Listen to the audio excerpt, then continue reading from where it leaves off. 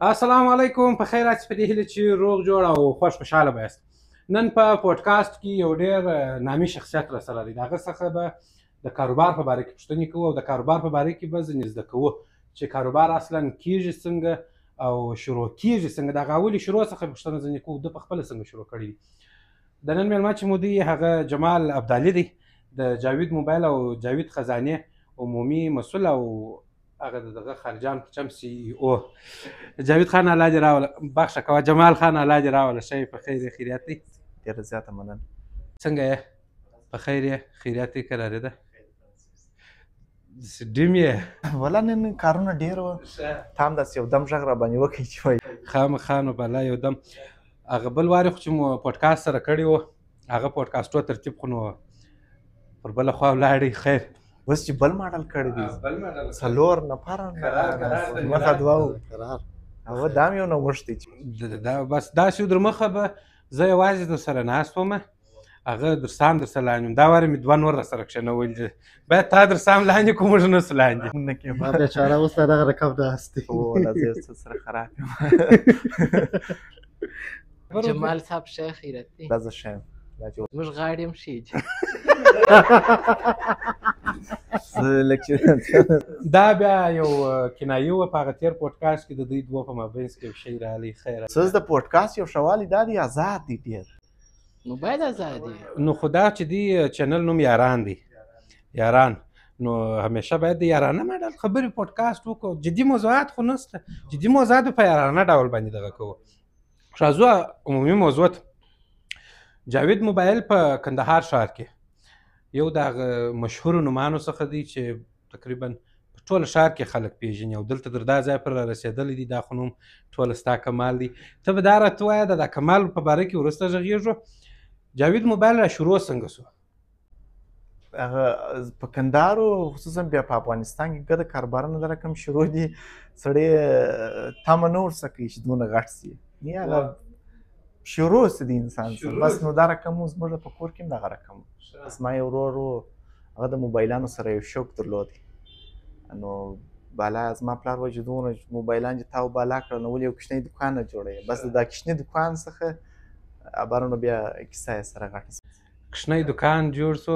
نه دوکان و اول د وارې ما لیدلی و ډېر کوچنی و، داسې نری و. داسې خاص بزنس پلان هم چې هېچ چاسې نه ورته درلودی. نه خو یوه خبره ده، بزنس پلان به نو ته وایه چې نه دا خو نو د ده هغه د هندوانو پر چم بړپن دی، نه ځان نه دغه کوي. خبره چې شوه په کندهار ښار کې چې دا څه مارکیټینګ ویني، څه مثلا د ممثلینو د خوا یې که د غیر ممثلینو د خوا یې زموږ د خوا یې شروع ده په کړې ده. ممثلینو په خوا یوازې تمثیل کوئ، دغه ځوان راوستله ته راسې زما دوکان ته اعلان را جوړ کړه، بل دوکان ته اعلان جوړ کړه، په اپیلیټ په یو رقم په بل رقم باندې. خو خبره دا ځای ته ورسوله چې ګرد یې پر مارکیټینګ باندې راوستل او زما تر شا هم د ده لاس دی. او خو نو ما څو واره درته ویلي دي. دغه څنګه احساس و چې په ښار کې اولنی کس چې مثلا په دا ډول مارکیټینګ تر اوسه چا نه و کړی تا شروع کړي؟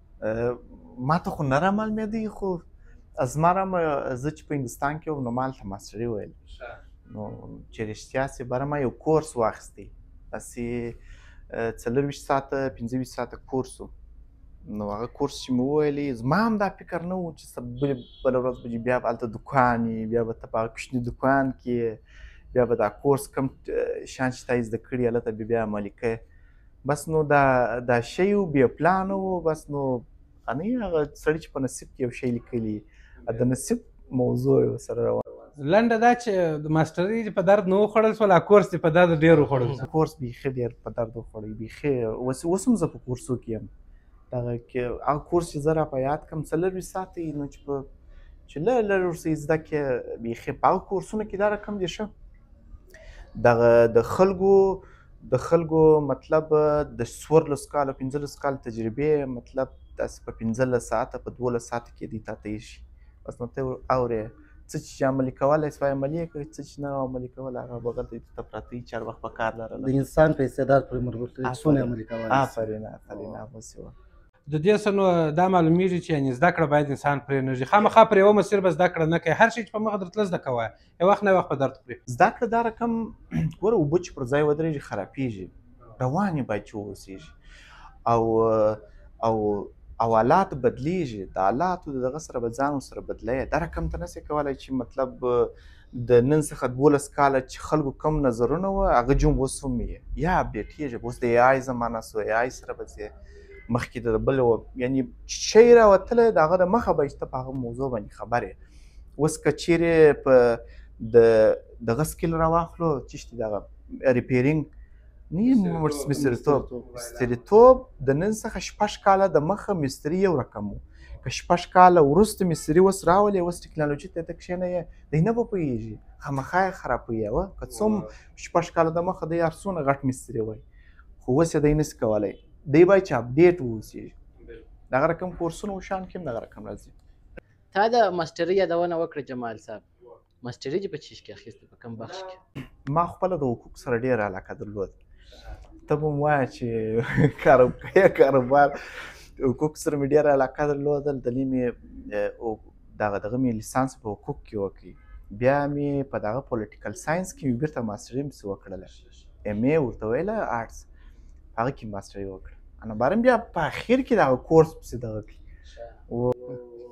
کورس ډېره پیدا درته وکړه څنګه مې مطالعات هم ورسره کوله ډایري مې هم ورسره لیکله ښه ته دغه خلکو سره ډایري چې لیکي ما نو تقریبا یو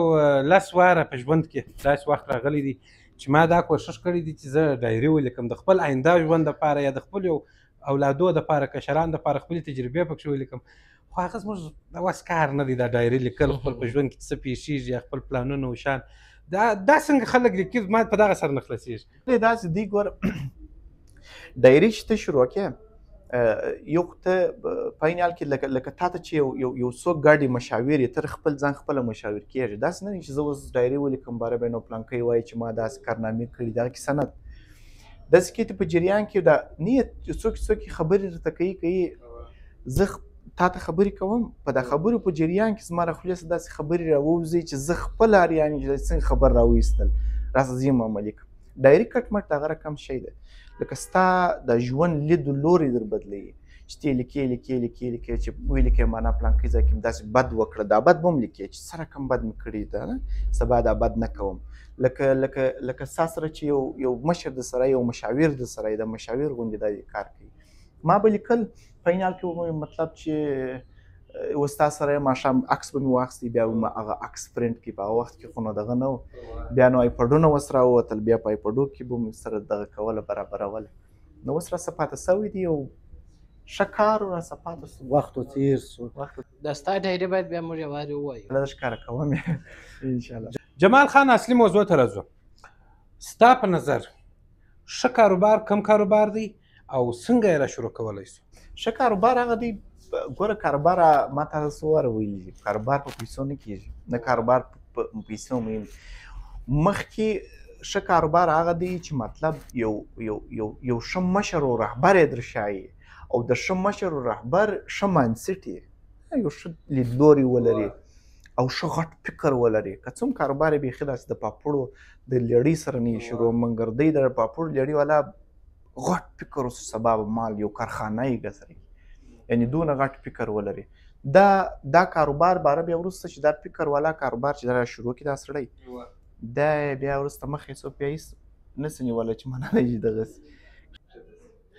د صفر څخه څنګه را شروع کولی سو کم شان باید په نظر کې ونیسو مثلا زه یم زه اوس غواړم چې د صفر څخه کاروبار شروع کړم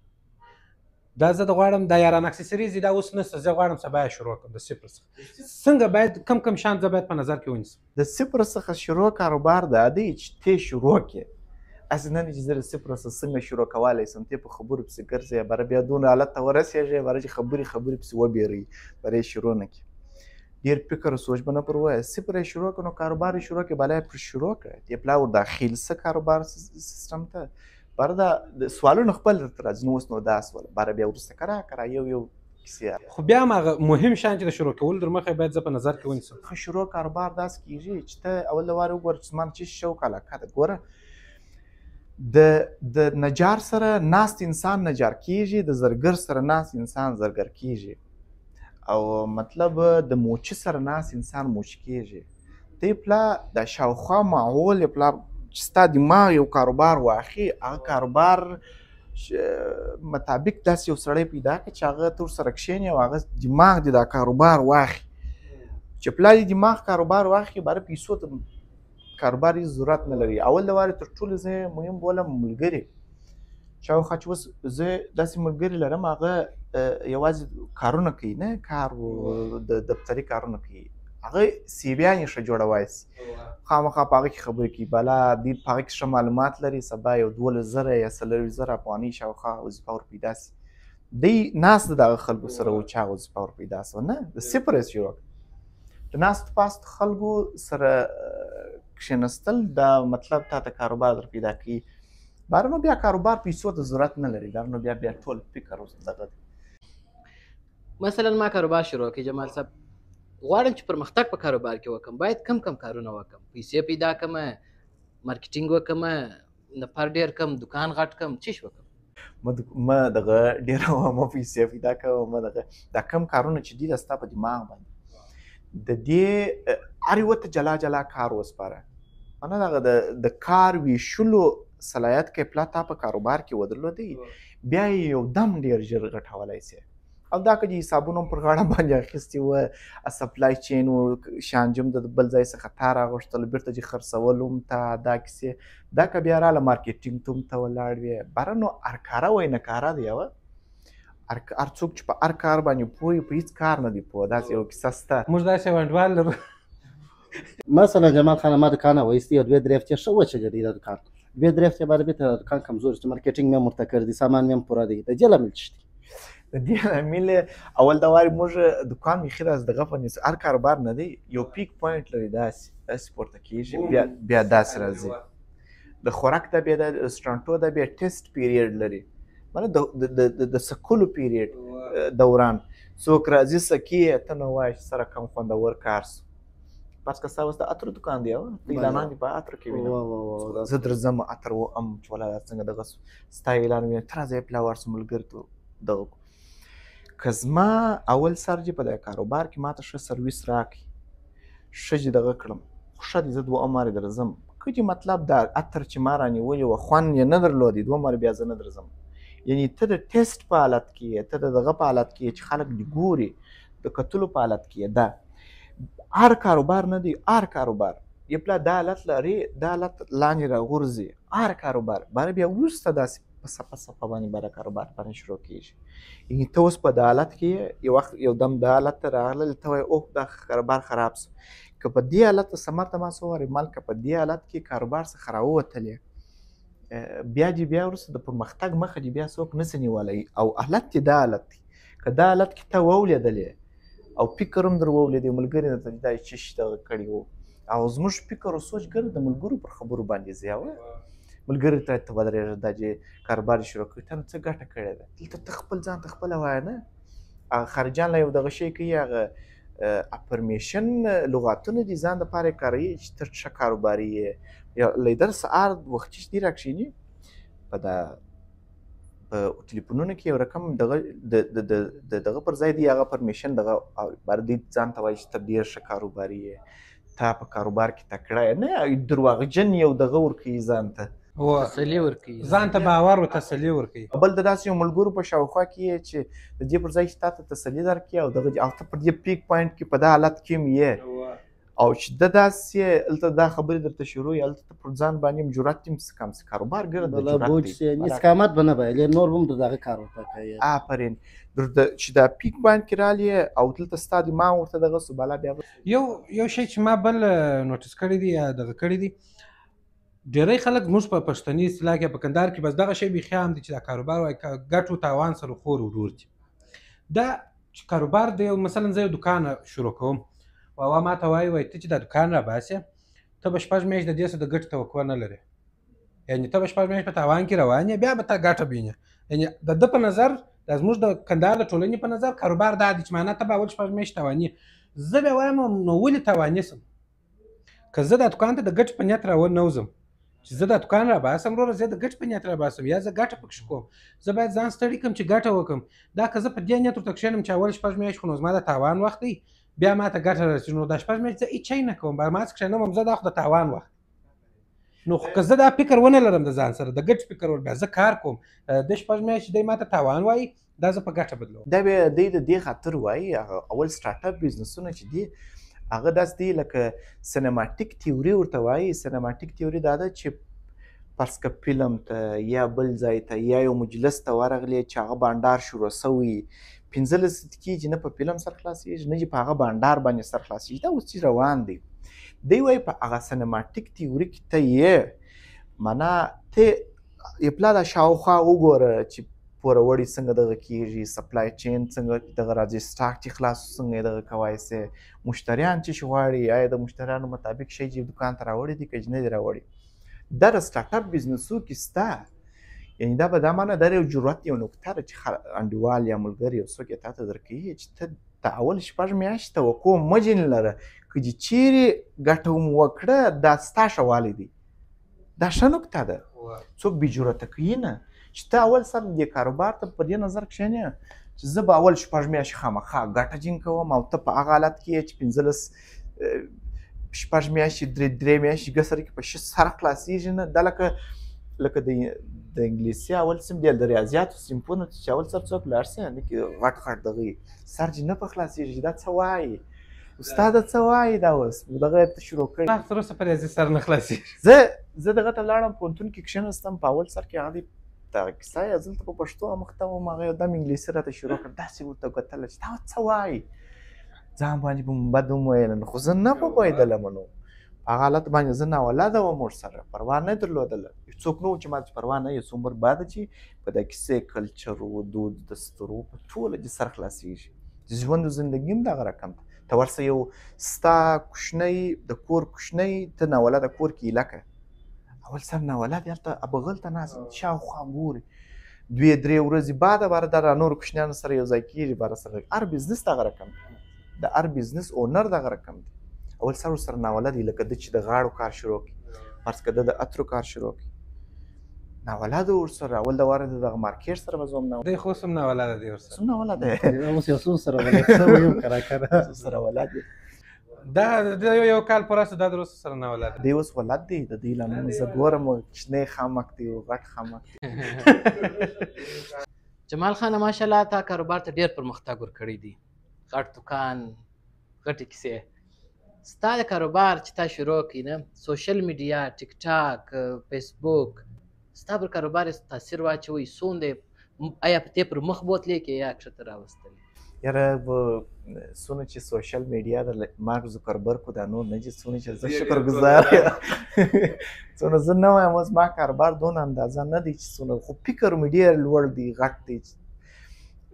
اوس لا دا کم کاروبار چې دی زه هم نور جوم غټ سي فابریکه دي سي او زه دغه خپله د موبایلان جوړ کړم یعنې زه چې د نورو کاروبارانو سره پرتله کړم په کندهار کې څونه کاروبارونه چې زما کاروبار بیخي ورسره کوچنی دی دا وخت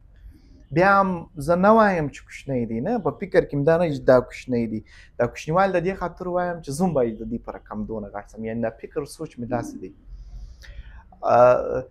سوشل میډیا و مارکیټینګ و بل نیټورک و چې ما اول د وارې ته که خبر یې که نه یې خبر اول د وار زه د هندوستان سره رالم بالا په بستۍ مې راواخیست زموږ ټولنه کې کوچنی دوکان و بیخي ډېر کوچنی و د ته باور وکړه زما ورور جاوید جاوید نومیږي هغه ما چې درته ویل چې سیسوی تفاهم یو دوکان سره شروع نو ته باور وکړه ما دی به داسې نه سره تېرېدلو یا به زه د سره موشتم دی به زما سره موشتی نو خو بالا زه راولاړ سم په کور کې ما کتابونه ډېر ویله دغه ډایري و دا کیسې بالا په کور کې دونه ډېر کتابونه راته وه بیا به زه راولاړ سوم کتابونه به مې راواخیستله هغه زموږ دکان په هغه مارکیټ کې و هغه دکانداران به شاید هغه پوډکاسټ ته وویني ما به هر دکان ته به زه ساعت تلم جمعې په شپه شنبې په ورځ به مې بېرته کتابونه راټول ما به ورته ویل کتابونه وایاست باره به مې هر دکان ته ورتلله کتاب ووایاست کتاب به مې ورکوي وایي دا چې دې باریانو چې والا پیسې غواړم ما یا زه پیسې نه غواړم زما کتاب ووایه د شنبې په ورځ یا د بله پنجشنبه بېرته زه تاسو کتاب اخلم بل به درکوم دغه دغې مې قرار د ټول مارکیټ سره یو رقم نیټورک دغه برابر زه یې وپېژندلم د استاز په دغه باندې بله ورځ چې به ورغلم دوی به ښه شی راوړی وو په این حال کې به ما د قانون سم داسې یو رقم لیدنه کوه چې دوی معنا کم کاروبارونه کوي واره بله بانډار به ورسره وکړي ځینې به بیخي داسې 15 ساعته 10 ساعته بیا داسې بانډار راسره کوي اول به دا دې معنا چې ما نیټورک جوړ کړي. بل می ټول انفلوئنسران وپېژندل، زر و، چنار راواخله، دغه رقم خاکسار، عبدالي صاحب، چې څوک وو هغه د دې سره مې نیټورک جوړ کړي. بیا مې د سټپ برابر کړي، بیا مې دغه رقم د مشتریانو سره دغه جوړ کړي، اړیکه جوړه کړي چې معنا دا زما ریپیټ داسې تکراري مشتریان واوسېږي. دا نیټورک او سوشل میډیا وه. هلته به مې شی د بل دکان څخه وروره راواخیستی، د دې به مې زما را جوړ کړي، زر و چنارو دغه به اعلان ورکړي، یا به ما به یو شی یو اول سخت نو زه نه پوهېدم په دې شیانو، هغه به مې اعلان ورکړي، خلک به راله، اعتبار مو جوړ کړي. پس د اعتبار جوړ سو. اوس ماشاءالله شی وغواړم انشاءالله د پخوا چې خلکو به کوله، اوس هغه کارونه ګټه کولی سم. یو شی چې زما ستا په باره کې ډېر خوښ دی، فکر دې جلا دی. ما یو داسې شی انتخابوي چې هغه نه او خاص وي. اوس لکه نامه ته راځو، اول سر خو لکه څنګه چې تا وویله، تا ول دکان مو داسې معنا داسې په یو دم سره به سره ورسېدی، دکان جوړ سو. هغه خو نوم عادي رالی، بس تا د هغه مشر ورور په نامه باندې وموښتي، جاوید موبایل. د ده نوم ما کشر ورور دی، کشر دی، او خو جاوید د ده نوم موبایلان یې خرڅول جاوید موبایل. وروسته چې کله کار پراخېدی راغله جاوید خزانه. خزانه داسې یو نوم چې په ښار کې تر اوسه پورې چا نه ویښي. خزانه ټوله پیژني چې خزانه د یو شي مجموعه یا یو تاریخي شی یا یو شتمن شی، مثلا د خبرې فیصد څه ورته وایي، نادره شی، مثال ګرانبیه شی، دې ته خزانه وایي. د جاوید خزانه شروع کړله د هغه کوچني دوکانه څخه. هغه وخت لا خلک نور سره پیدا، خو د ده د فکر غټ. جاوید خزانه یو دوه په المارۍ کې 2 شلفه وه، بس پر دغه باندې به 2-3 پاور بانکه پراته وه، دا جاوید خزانه وه په دغه دوکان کې. بیا هغه کیسه راغله کندهار موبایل سنټر ته. کندهار موبایل سنټر ته کیسه راغله له جاوید خزانه دوکان سو. د دوکانه څخه 3 دوکانه سو. نو دغه شي ته دې څنګه فکر سو؟ خزانې ته دا داسې ناولده نوم تر خلکو په ذهن کې یو دم کښېنستی. دا داسې وشه، موږ د اکسسریز دغه نه درلودې، فیلډ مې نه درلودې هلته. بله یو ځای داسې ورته ولاړم، نو ما خو فکر کوي چې یو کار څوک شروع کوي، فکر چې باید ما درته ویل چې د لیړۍ څخه د پاپوړ لیړۍ کوې، د پاپوړ لیړۍ والا که چیرې فکر و سوچ د کارخانې و، نن که نور ورسېدی 10 کاله بعد د کارخانې ته دا سړی رسېږي د پاپوړ والا. یعنی زما که چیرې د شلپو استاول د شلپو نه وه، که د شلپو نه و فکر و سوچ مې اوس مې د خزانې فکر بیخي لوړ دی زما دی، اوس لا نه یم ورسېدلی. یعنی فکر مې ورته غټ و. دا داسې و ما جوړ کړي، ما دغه په هندوستان کې بیا سټورونه وه، سټورونه بیا داسې شلپونه بیا داسې درلودل. په هغه سټورو کې د سټور والا داسې شلپونه جوړ کړي وه. په شلپونو کې د ویلمارټ دغه د سټور والا دغه نه ایښوله خپل شیان، چې زه پیسې په بندي کړم نو زه بیا په دا سټور کې دا شیان یې نه شي ایښول. دی راولړېدله، کمپنۍ ته ورتلله، چې کمپنۍ والا به خپله راتله چې دغه جابه ماته ته په کرایه باندې راکړه. یو پلا بیا د کرایه د دغه د جنس یو پلا بیا د جنس والا څخه کمپنۍ والا څخه د جابه په کرایه ورکړل د سټور والا. بیا کمپنۍ والا باندې دا شرط کېښی، فرض کړه چې دغه کم جنس دی دا به ته مارکیټ ته په 4 افغانۍ ورکوې، ته به چې په 3 افغانۍ په دا جابه کې کښېږده، چې 1 افغانۍ هلته ماته بله راپاته سي. داسې بیا کول. زما نظر هم ګټ مټ هلته و. ما جابې جوړې کړلې، مال سټاک وادي شاوخوا ما کتابونه خو ویشله، شیان مې لیدلي وه، نوي شیان مې رابطه لیدله په دوکانونو چې د دغه شی راوړي، د دا شی راوړي. بله به مې خبرې ورسره وکړه، فرض کړه د 40-40 دانې پاور بانکونه راوړي، ما به یوازې هغه د فرض کړه دا پاور بانک دی، ما به یوازې په هغه جابه کې دا پاور بانک داسې کښېږم.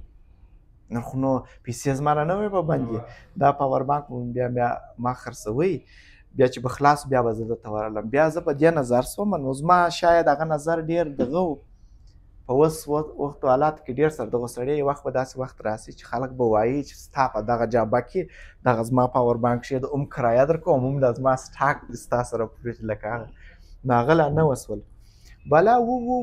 باره د دې پیریډ سره لږ سره دغه سوم چې اکسسریز دي، چې پاور بانک څنګه کار کوي. فرض کړه د کشني څخه مې را شروع کړل، پاور بانک پړسېږي، په څونه باندې کم شی ډېر وځي، دغه بر بیا وروسته دا خزانه بیا هلته راغله سره. دا رقم و ده. پاتې سو د دا نوم ده، د دا نوم د چته لاندې ما داسې نوم باید څوک داسې انتخاب کړي شه چې اوس په دا خزانه کې چې هر کاروبار شروع کړي، یعنې هر کاره کاروبار چې اوس زه عطر راواخلم هم دغه نه کېږي. اوس که زه راواخلم مطلب ساعتونه دغه د کاسیو ساعتونه هر شی چې و خزانه ده، هر شی پکې خرڅېږي. ولې چې الکترونیکس یې اوس که ما د موبایل اکسسریز پر خاص کړي وای بر به یوازې اکسسریز وایم په دا خاطر. جمال خان هغه اندیان وایي د هر کامیابه شخص تر شا د یو ښځې لاس وي. ستا تر شا د چا لاس و یا چې ته کله مثلا خفه سې په کاروبار کې یا په دکان کې څوک ډاډ درکوي چې هېڅ خبره نه ده خیر و خیرت زه یم؟ ګوره دا ډاډ نه موږ تاسو خو مسلمانان یو یا په ګراډیټیوډ ورته وایي انسان د شکرګزارۍ نقطې. دغه د شکرګزارۍ نقطې که چې په ژوند او زندګي کې پیدا کړلې یوازې داسې نسې کوی چې ته پر ورور باندې یا پر پلار باندې یا پر یو داسې دغه باندې ځان واچوې چې معنا دی نو راسره و نو خو مرګ و ژوند سبا که بیا هغه نه و بیا څه کوې. اوله د شکرګزارۍ نقطه به دې یې وایي چې خدای خو راسره دی. بل دوم چم و خم په کاروبار کې مه کوه، چم و خم مه درواغ وایه، مه چم کوه، مه خم کوه. دغه چم و خم خلکو ته یې مه ښکاره چې زه چم خم نه کوم، ځان ته ووایه چې زه په کاروبار کې چم و خم نه کوم، خدای دې په ژوند نه خرابوي. ما په تېر پوډکاسټ کې دته ویلي وو ما الهي ډیلونه په کاروبارونو کې وګوره کښنې زه ورته وایم شکرګزارۍ نقطې په کاروبار کې پیدا کړه بار چې بیا مخه څوک نسي نیولی. چم و خم اوله وارې شکر توکل پر خدای باندې وکړه، د شکرګزارۍ نقطې په کاروبار کې پیدا کړه، د الهي ډیلونه په کاروبار کې وکړه. فرض که چې د مور و پلار و دغه دعاوې و شان هم واخله په عین حال کې بیا داسې یو څوک وموله چې شکر دغه سړی خو بیا راسره دی. دا چې 15 شپږ سیپله شاوخوا باندې باره بیره و وهم چې د ذهن نه وځي چې ذهن چې وهم بیره ولیدله بې وهم و ذهنه دماغ بیا کومې کارنامې نشي کولی. وهم دی چې انسان بیروي کاروبار ته نه دغه کوي نه چې اوس علي جان په دماغ کې زه وهم ور واچومه دی ولاکه یو کاروبار ما څخه دی وهم لري موږ یې ځینې ایستلی نو قرار وځي بیل ګیټس صاحب راوځي یو چا ویلی وایي ته که دا کاروبار چې اوس دا ټوله پیسې در څخه واخلم دا مایکروسافټ دا ټوله شیان څه واخلم ته به دغه حالت ته په څومره عمر کې ورسېږي. هغه ول اوس په 15 یا په 45 کالو کې رسېدلی یم دا به زما څخه 3.5 کاله نور وخت ونیسي. ولې زه پوهېږم چې په کوم ځای کې وبېرېږم په کوم ځای کې ونه بېرېږم د بېرېدو نقطې رامعلومېږي چې زه دا ځای کې بیره پکار ده یا په دا ځای کې بیره نه ده پکار. بس بیره ده چې انسان معنا هم بیا کاروبار کوي هم یې کاروبار وکشنی کوي هم یې ذلیله کوي پسې داسې دا لکه زموږ سفیر چې بیریږي بده بیا راورسره داسې بد بیریږي و هغه پلار هم بیریږي ما چې دونه اورېدلي دي. او په کاروبار کې دا پوښتنه هم درڅخه کوم چې د مشتریانو په رضایت باید څنګه پوه شو چې هغه مطمئنه دي باید موږ څنګه ډاډ ترلاسه کړو. زه مشتری که دوم وارې د ترالی او دوم وارې دریم سو دریم وارې څلرم سو داسې نسې کولی او په دنیا کې هر څوک بیا ته خوشحاله کوای هم نسې. یو اصل د زندګي دی په کاروبار او په هر شي کې د زندګي کې هم راخیستلی سې. ټوله دنیا یا ټوله خلک که تا د ځان څخه خوشحاله کوله ته منافق یې شیطان یې هر یو د ځان څخه نسې خوشحاله کولی. ته یو شی لرې په زړه کې چې مطلب دغه شی هر یو ته خوشحاله کوي دی معنا ته شیطان منافق ورته ویلی چې هر کم لفظ ته ورته کاروي ورته کارځیني چندو سړی نه چې ته هر یو د ځان څخه خوشحاله کوي او هر یو د ځان څخه خوشحاله کېږي هم نه په دا کې که چې مشتری ریپیټ تکراري سو بیا رالی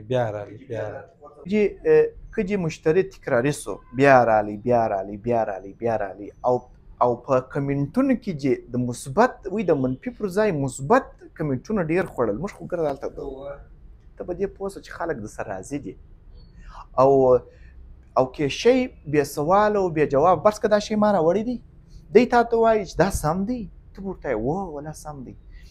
تا په دې پوه سه چې معنا تا یو اعتبار یو شی مې جوړ کړی دی وایي سم دی او دا خبرې او لفظونه که چې اورېدل ته به دې پوه سه چې ولا کیسه سمه روانه ده. او که چې د مثبت پر ځای منفي کمنټونه ډېر وه مشتری دی د یو وارې پر ځای باندې معنا 3 وارې 4 وارې نه درته راتلی او په عین حال کې خلک هم درڅخه منې کوله په دې پوه سه چې معنا کار په تا کې دی غلط روان یې خامخا غلط روان یې دغه یې لاره ده موږ دلته رقم سره معلوموو. بل دا شاوخوا نه دي دوکاندارانو څخه اوره فرض که د ملګرو څخه اوره چې معنا د یو خبره تا ته وکړي یو وخت خلک نه څوک منفي خبره چاته وکړي داسې وایي ته څه وایي یا غوږ ورته ونیسه دی څه وایي شاید یو منفي نکته په تا کې په دې تا ته وایي نه لکه یو انسان وایي د بل هنداره ده که څنګه دی وایي ما چې غوږ ورته ونیسه دی څه وایي شاید هغه منفي په تا کې قرار اصلاح کړه کاروبار دې خپله مخ ته ځي په دکانداري په مثال په سیستم کې اخلاق څومره مهم رول لري اخلاق او بیا اخلاق خو دکانداري او بیا سره کې صفر ده شادي علی جان سي اخلاق ډېر رول لري دا خو دا چې رقم نوم څونه مهم دی په کاروبار په شروع کولو تر مخه یعنې نوم خو هم ډېر مهم دی اهمیت لري ستا په نظر باندې ښه نوم څنګه انتخابولی شو موږ اول سره د جاوید موبایل څخه شروع کړله زه دا فکر کوم چې دغه د جاوید موبایل نوم ډېر محدود دی ډېر محدود دی یوازې د موبایلو پورې دا باید چې داسې نه وایي نو اوس څه وی دي هغه به هغسې پسې پرېږدو نور بیا راواخلو ما یو چا ته ویلی وایي دا نوم ډېر کوچنی دی معنا د یو موبایلو پورې خلاص نوم په کاروبار چې دا نوم واخلې معنا داسې د کاروبارونو داسې دغه غوټه به چې وغورځېږي داسې نوم به یې چې سر خلاص نوم بیخي ډېر مهم دی فرض که هغه د فامیل نوم هم راتللی شي په کاروبار کې اوس چې په سبا په دغه نامه باندې برانډ وي نه برانډ یعنې یو نوم مارکیټینګ ته نوم نامه ته کوي هغه نوم ته اعتبار ورکوي فرض که اوس دغه نوم در چاته لاندې سبا هر کاروبار ته راباسي هر شي راباسي خدای دې وکړي چې بیخي یو کوچنی شپېلک لانې معنا د دې نوم درته وایي دی راوړي دي یا دا سړی راوړي دي خامخا هغه اعتبار و کیسې میسې په دا شي کې ستا هغه شی بیا خرڅېږي نوم د کاروبار لپاره بیخي ډېر مهم ښه نوم څنګه انتخابولی شو ښه نوم د کاروبار لپاره ته دغه کولی سې او څنګه انتخاب کوم مثلا زه اوس د موبایلانو دکان راباسم زه اوس د دې دپاره موبایلان خو نو په ښار کې بیخي ډېر دي زه څنګه یو داسې نوم انتخاب کړم چې هغه د نورو څخه مختلف وي او مثلا د خبرې د موبایل ذکر نه وي پکې شوی خو محدود تر موبایله پورې نوم باید چې سیاسي نه وي نه قومي وي عام نوم په عام کې بیرته خاص یې پسې دغه ځای کیسه خرابه ده په عام کې خاص په عام کې بیرته خاص یې او داسې یو شی ګوره زه داسې عمومي دغه درته غورځوم داسې یو شی چې د خلکو اورېدلی د کوچنیوالي څخه دغه کړی چې دا ماضي وویل سي هغه باید چې یعنې داسې یو نوم وي چې معنا هغه د خلکو په ذهنونو کې شک شیني یادونه یو تازه کړي یا دغه نو اوس د کاروبار پورې فرق کوي اوس د کوم کاروبار کې ته نوم غواړې چې مطلب کوم کاروبار دپاره فرض که اوس د موبایلو دپاره یو نوم دی د اتریاتو دپاره بل نوم دی چې د خلکو ته دغه د بل کاروبار دپاره بل نوم دی جلا اوس د سره سوداګریز اعلانات دپاره جلا نوم دی تا انتخاب کړی دی اوس چې دي سوداګر خو پخوا موږ په کلي کې چې به وو نو زه خو د کلو څخه راغلی هغه به یو دغه به یې راخیستي وو یو سوداګر به ژاولي و شان بس د دې هم عین مثال دی هغه شی دی ګر سره دا نوم دا رقم انتخاب کړی دی نه یو یادونه و یا شاته یو یاد یو شی سته تا دا نوم انتخاب کړی دی نو نوم باید چې یې دغه رقم بله جمال خان په کاروبار کې قیمت د جنس قیمت په کاروبار څومره تاثیر لري او قیمت باید ور څنګه ټاکو ښه پوښتنه ګوره یو په بازار کې عام شان یو خاص شان د ځینو شیانو قیمتونه نه معلوم دا د پوښتنه به زه درته ساده کړم مثلا دا شی ما په 100 افغانۍ رانیوي دې ته زه خپل په دکان کې زه اوس غواړم خرڅ کړم څنګه نرخ وټاکم دې ته چې معنا ما ته ګټه هم پکې شاپاته هغه خبره سره ښه زه وایم چې دغه شي پر شي باندې چې نرخ ایښوی داسې موقعي نرخونه مه پرېږده پر یو شي باندې چې بس اوس د بل چا سره نه سره ته راسه پر دې باندې موقع ووه 100 افغانۍ پر وګټه 100% ګټه سبا یې ستا دکان به غلط هم راوړي خلک ساید ته په د یوه شي باندې بدنامه سې چې مطلب داسې د کلو مشتری ستا څخه پر دې یو شي باندې خوابدي سي ته ولې ماته دونه شی ګرانه کوي مناسبه ریټ پر کښېږده مناسبه لږ وخوره دایمي وخوره لږ ګټه پر یو شي باندې اچوه دایمي دا لږ ګټه چې په فرض کړه چې ته یوه دانه خرڅوې سبا شاید 100 دانې پر یوه ځای باندې خرڅ کړې نو خو دلته چې 100 وګټېلې هلته چې پر 100 افغانۍ ته حساب ورته وکړې څومره ډېره ګټه یو بله مهمه پوښتنه ده په کندهار کې چې څونه ما لیدلي دي مثلا د خبرې د دکانداران دغه یو ډېر بد عادت دی مثلا ما او دوی 2 څنګ پر څنګ همسایه دکانداران یو دا شی زه هم لرم دی هم لري دی زما د زه د ارزان ورکوي زه د زه د ارزان ورکوم چې د ده څه رانه نیسي یا دی وایي چې د ده څه رانه نیسي. یا عمومي د ټوله بازار کې دغه رقم سره اخیستی وي. مثلا دا شی زه په یو ځای کې پوه شولم چې دا په 100 راځي، خلک یې په 1.5 سل مثلا خرڅوي، دا یې په 140 ورکوي چې دغه څه رانه نیسي. زه سره په تاوان ورکوم، په 90 ورکوم. دا شی کنټرولولی څنګه سو؟ ګوره د یو خلکو در ماینډسیټ پورې فرق کوي. نو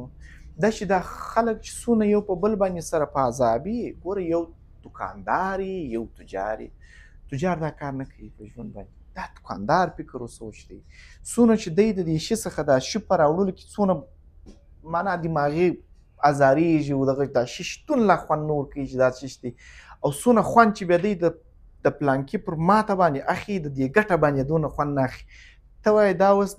د تجار فکر او سوچ دی، ده خو د تجارت فکر او سوچ نسه.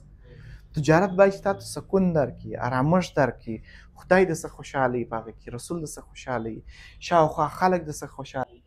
دا کاروبارونه اوس بیخي سره ګډوډ سوي دي. اوس پخوا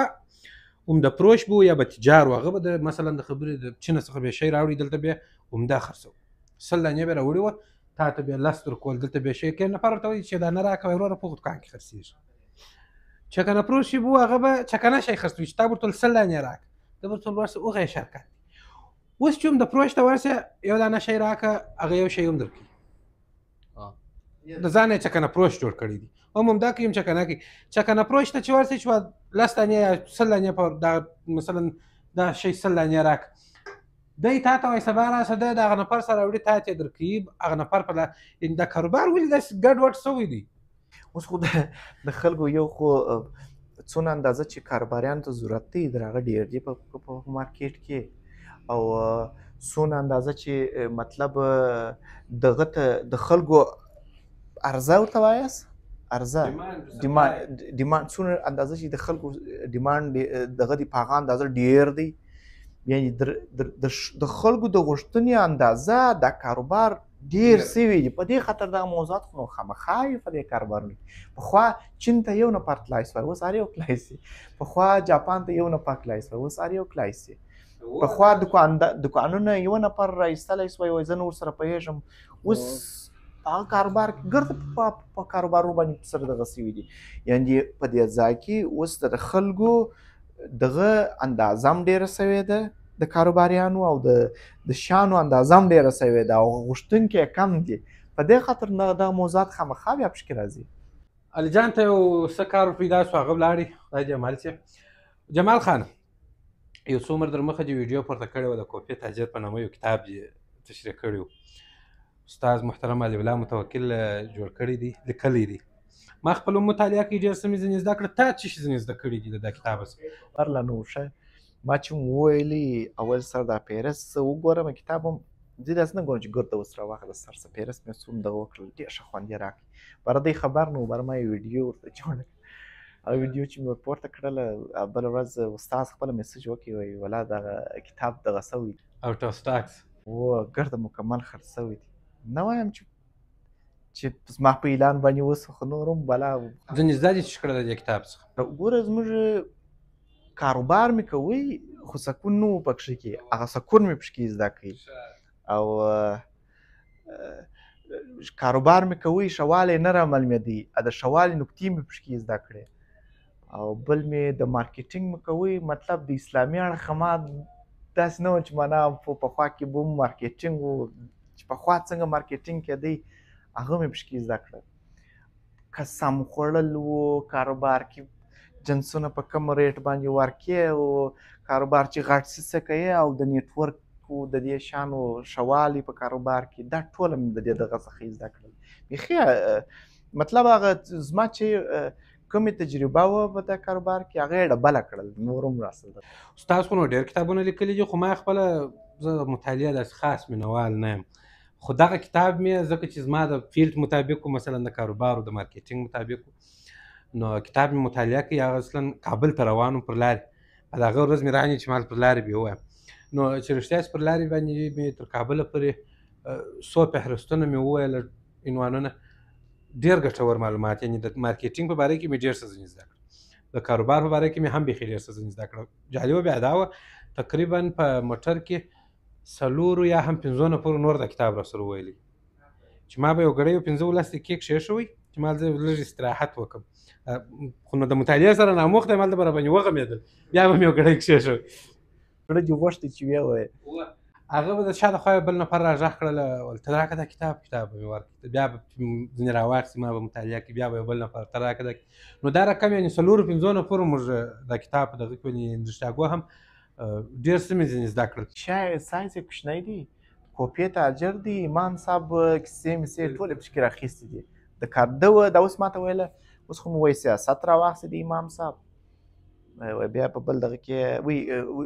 تجارت اوس مې وایي تجارت راخیستې دی وایي په بل کتاب کې داسې سیاست یې بیا رااخلم اوس په نو خوند هلته وکړي چې دی راسي د خیره سره دا پوډکاسټ خو دا دی چې ځان په لاس نه راکوي استاد یو ورځ مې په کمنټ کې ورته ولیکله مال استاد محترم یو پوډکاسټ ته به ځان حاضر کړي ول نه بابا د ده په رقم دی خو هم نه کړي هغه د شیخ صاحب مرید دی ول نه بابا نه دې ولیدم نه دې وکتم نه دې وغږوم راځي به د خیر سره دا څو ځوانان دي دا زما یو غټ ارمان دی د دوی سره یو پوډکاسټ کول نو په هغو کې یو دانه استاد محترم دی علي الله متوکل دی استاد محمد مرهون دی او داسې یو 2 نفره نور دي د خیر سره چې انشاءالله د دوی سره زما پوډکاسټ کول د هغو د ژوند په باره کې خبرېدل او خلک ځینې خبرول او د هغو د تجربو څخه زده کول دا زما یو ډېر غټ ارمان دی د خیر سره چې څه وخت به په راځي د هغو څخه یو بشیر احمد الحنفي صاحب دی او نو چې د دوی سره وغږېږو د دوی د ژوند په باره کې د دوی د تجربو څه زده کړو دا به یو ډېره غټه لاسته راوړنه زموږ دپاره او هم د لیدونکو دپاره ډېر څه ځینې زده کولی شو خو خیر د جمال خان سره نو بالا د خیر سره پوډکاسټ لږ څه اوږدېږي پر دغه ځای باندې خلاصوو جمال خانه بله ورځ د خیر سره بیا انشاءالله راځو په د مارکیټینګ په باره کې غږېږو اوس خو مو کاروبار په باره کې وغږېدلو چې کاروبار څنګه کولی شو په راروان پوډکاسټ کې به د خیر سره د مارکیټینګ په باره کې غږېږو چې خپل و کاروبار ته مارکیټینګ څنګه کولی شو پر کومه طریقه ښه مارکیټینګ دی کوم خراب دی خیر هغه بیا د هغه وخت موضوع دی ستا هم کور ودان مننه چې راځې حاضر سولې په لنډ وخت کې زیاته مننه خیر جان ستاسو